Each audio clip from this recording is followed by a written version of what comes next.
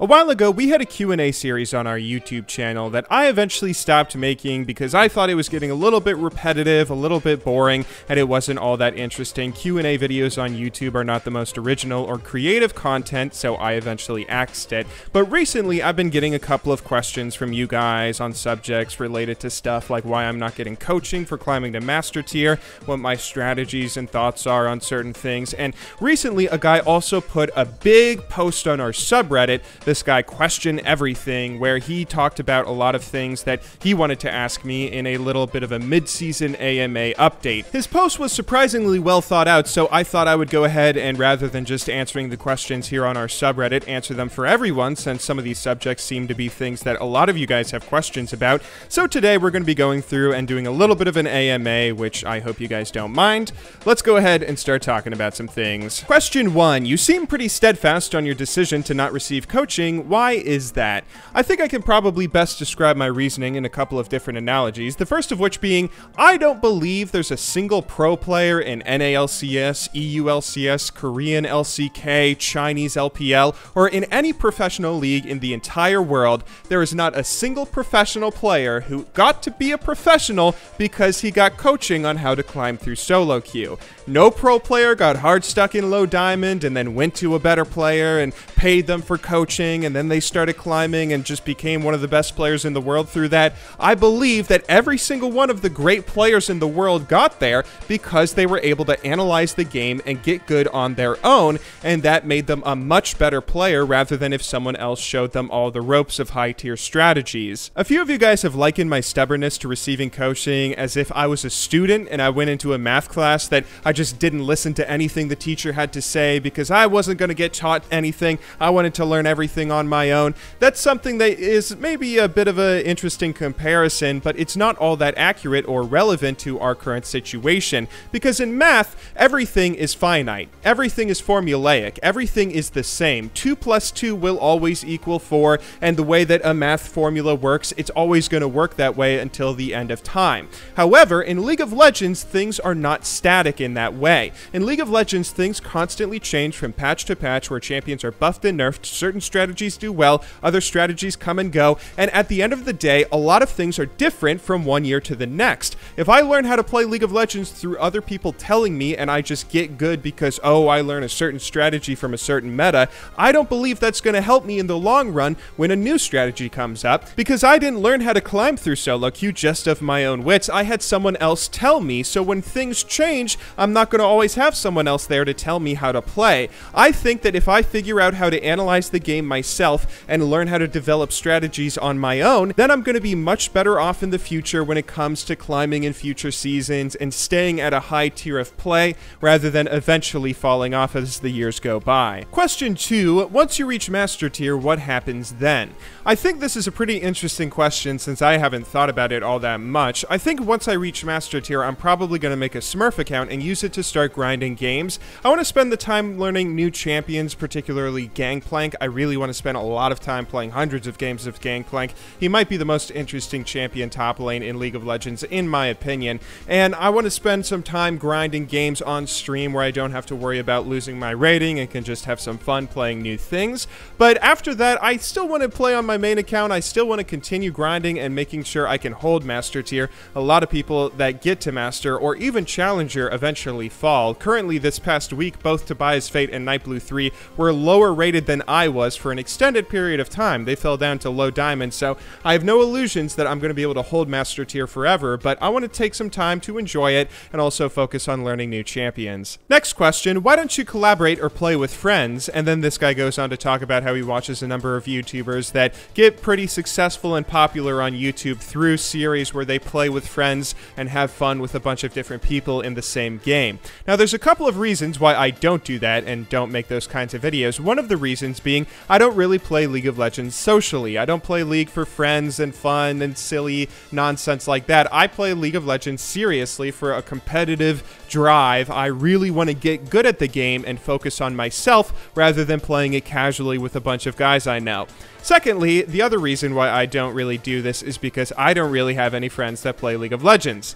I'm not really close with many of the other YouTubers out there. I'm not really close with any of the other streamers, and I don't really, in general, I'm a pretty introverted guy and don't really speak unless spoken to. I can be a little bit awkward if I'm hanging out with other people and nobody's saying anything, and I don't really think I'd be making that many good videos if I was trying to make that kind of video. And also, I don't really have that many people that I would like to play with, which is fine. It's fine. I mean, it's sort of out of choice. It's not like I'm super lonely and I'm just crying myself to sleep every night. I'm okay with this, and that's the answer to that. What kind of League of Legends YouTuber do you consider yourself? I think over the last few years, you've transitioned more towards entertainment-based gameplay rather than your deep dive fact videos. I actually think this is the biggest reason why my YouTube channel is stagnating or declining at the moment. I don't have a clear vision for what my videos are about. For the most part, I've always considered myself a jack of all trades, master of none, where I'm kind of good at a lot of things, but not exceptionally good at any individual skill,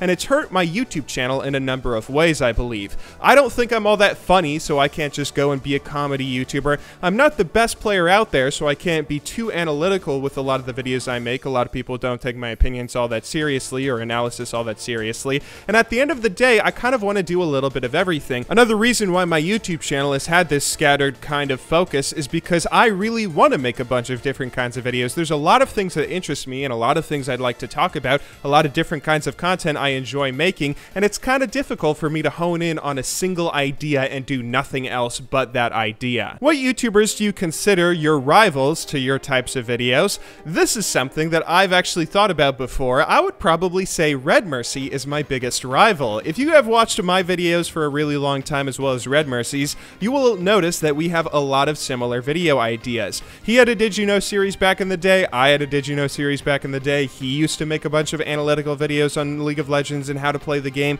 I used to make a bunch of analytical videos on League of Legends and how to play the game. And even now, we're both doing a Road to Master series or Journey to Master series, although he definitely has strayed towards making a lot more content that I don't really want to be making myself, a lot of top 5 videos and that sort of thing, which is probably why his channel has exploded so much and mine hasn't. Although I definitely would love to see if I could get Master Tier before him. That would be the dream. I love you, Red Mercy, but it would just make my dream come true if I could beat you to Master Tier. That would be awesome. We're about 100 LP away from him, as he's D250 LP, we're D350 LP. Next up, what is your next move professionally? I'm not sure if you've moved out yet, but if you have, would you focus on production quality, like better lighting and cameras, or production efficiency, like hiring a part-time editor to help you make more videos, or maybe even start your own multi-channel network? At the moment, I have actually considered hiring an editor in the past, but I eventually gave up on the idea because that just sort of seems a little bit weird to me.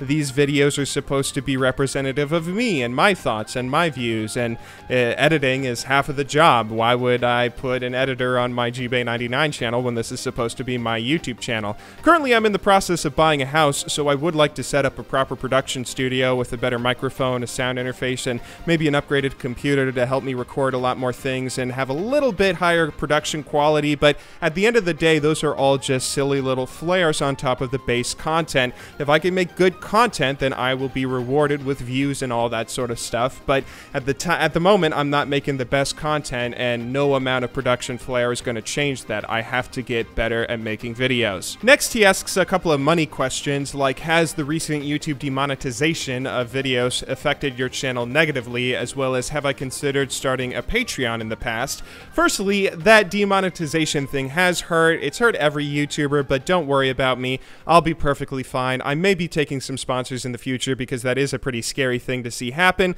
but I'm not a super controversial channel, so I've not been hit the hardest of all the channels that have been hit on YouTube. But with the Patreon thing, I've thought about it in the past. I bet every YouTuber has, but I really decided to go against it. I don't want to beg you guys for money. If I'm making good videos, then I'll be successful. I don't need to go out and panhandle in that sort of way, I don't believe. If you want to throw a couple bucks at me, you can subscribe to my Twitch stream or donate to me when I'm streaming. I'm streaming about 5 days a week at this point, so there are a few avenues for people to support me if they want to go that extra mile. But if I'm a good YouTuber, I'll be rewarded in views, and if I'm not being a good YouTuber, then I'll be punished by not getting a lot of views. That's the focus that I want to have. If I'm not making enough money to support myself, that means I need to make better videos, not try and weasel my way out of my decline in content. Finally, he asks something kind of interesting. He says, I believe you are still in the process of finding the right kind of content for your channel. I'd just like to say the League of Legends player video was quite beautiful as for something different,